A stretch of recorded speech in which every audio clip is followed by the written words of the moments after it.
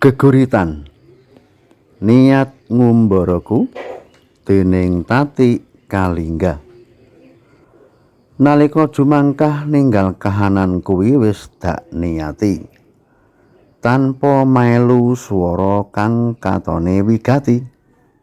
Jebul kebak ri kemarung kang gegirisi.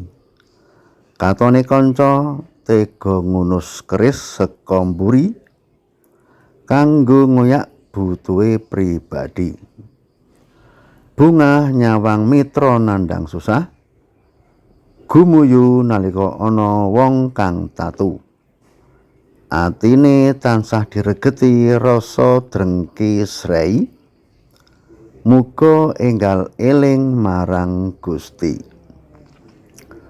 Pancen niat ngumbaraku gegaman resi ing nala, tanpa pamrih menawa bisa tetulung, tanpa ngresula senajan ngerti dipaeka, tanpa nyuntak tangis senajan ing ati perih, tanpa sambat sanajan ana tatu menga, kanthi gada rasa percaya mring Kang Maha Kuwasa.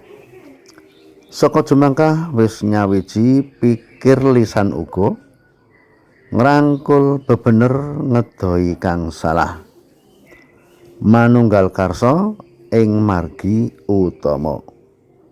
Candhi Winangun 2025.